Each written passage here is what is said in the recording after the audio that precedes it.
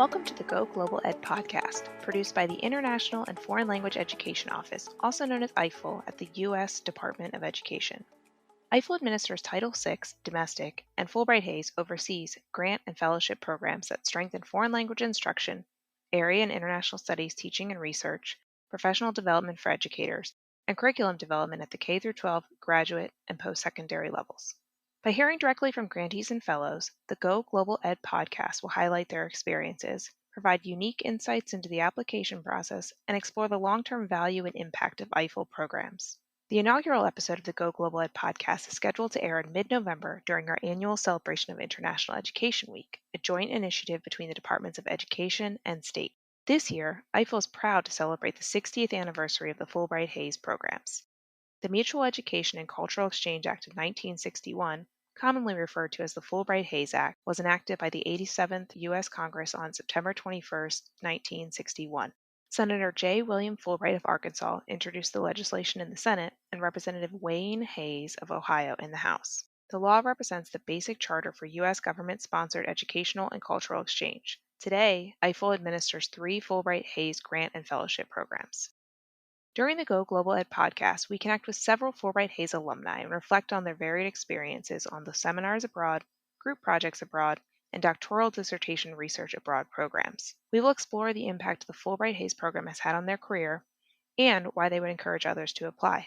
Here's a sneak peek of the varied conversations we had with 4 of our guests who traveled to Brazil, Iceland, South Africa, and Nigeria on Fulbright-Hays programs.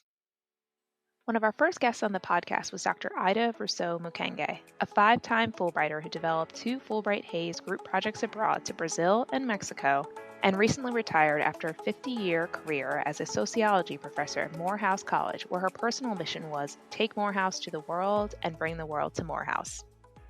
That's where the Fulbright-Hays group projects abroad comes in.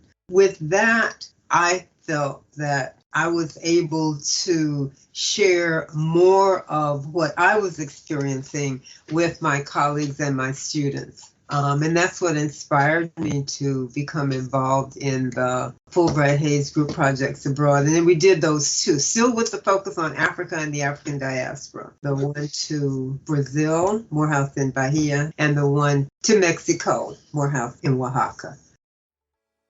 Next up, we have Amy Barsanti, a second-grade teacher from rural North Carolina who participated in the 2021 Fulbright-Hays Seminar Abroad to Iceland with a group of U.S. teachers and administrators. I really challenged myself physically and academically. There was a balance. It wasn't all kayaks and reindeer. We also visited university. We visited Parliament, not in session. And the Children's Parliament, so it really informed my practice too, because there are some things that you just have to, as we say in the South, sit and get. So we did attend a lot of lectures on gender equity, education. We met the president. We also spoke with Dr. Corey Holmes, Senior Professional Staff Member, Foreign Policy Advisor for the House Foreign Affairs Subcommittee on Africa, Global Health, and Global Human Rights. Dr. Holmes was a Fulbright-Hays Group Projects Abroad Fellow in 2017 and 18 and studied Zulu in South Africa. It was a youth radio station in downtown Johannesburg. It was definitely the highlight, besides T-Molly, right? So it was different highlight for different reasons. But I was so impressed by this youth-ran organization, news station, radio station, if you will, because all you hear in South Africa, and my dissertation says it, of the fact that young people don't have any opportunities.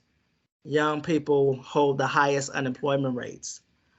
And then you have other folks in South Africa say, well, we don't have the human capital. We have a lot of jobs, but we don't have the human capital to fill these jobs. And so to see this youth-ran radio station, and they actually gave me a 45-minute radio interview, it was amazing. We also spoke with Dr. Diana Chioma Famakinwa, who currently serves as the Assistant Director of the Africa Studies program at the University of Wisconsin-Madison. Dr. Famakinwa was a Fulbright-Hays Doctoral Dissertation Research Abroad Fellow in 2018 and 19 and conducted her dissertation research in Nigeria. I was able to use my language skills to mostly build rapport. Because English is the official language spoken in Nigeria, it wasn't necessary that I speak Igbo and Yoruba while conducting research, but it was certainly useful in terms of building relationships with people, because I just think there's a different connection that you can make with people when you speak their mother tongue. Stay tuned for our first full episode of the Go Global Ed podcast in mid-November to hear more from our guests as we continue to celebrate the 60th anniversary of the Fulbright-Hays program.